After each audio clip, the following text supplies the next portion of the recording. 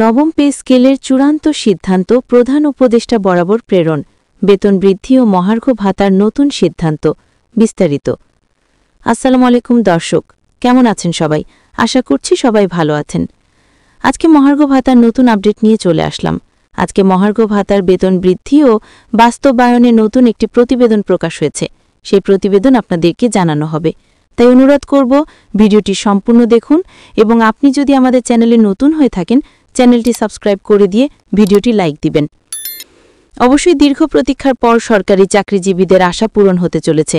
নবম জাতীয় পে স্কেলের চূড়ান্ত উপস্থাপনা প্রধান উপদেষ্টা বরাবর প্রেরণ করা হয়েছে, যা বর্তমানে অনুমোদনের অপেক্ষায় রয়েছে।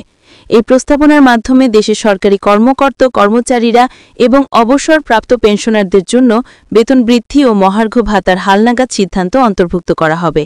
অর্থ মন্ত্রণালয় হতে জানা যায়, উপস্থাপনা অনুমোদন হলে খুব শীঘ্রই গেজেট প্রকাশিত হবে। নতুন পে স্কেলের প্রথম থেকে দ্বাদশ গ্রেড পর্যন্ত বেতন কাঠামো সুষম বণ্টন করা হবে, যেখানে নিম্ন ও মধ্যম আয়ের কর্মচারীদের জন্য বাড়তি সুবিধা দেওয়া হয়েছে।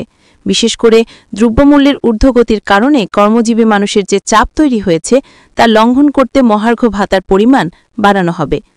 অর্থনীতিবিদদের মতে বর্তমান বাজার মূল্য সরকারি কর্মচারীদের আয় ও ব্যয় ভারসাম্য রক্ষা করা অন্তত কঠিন হয়ে পড়েছে, তাই যথাসম্ভব দ্রুততার সহিত নবম পে স্কেল বাস্তবায়ন করা হবে, এটাই আশা করা যাচ্ছে।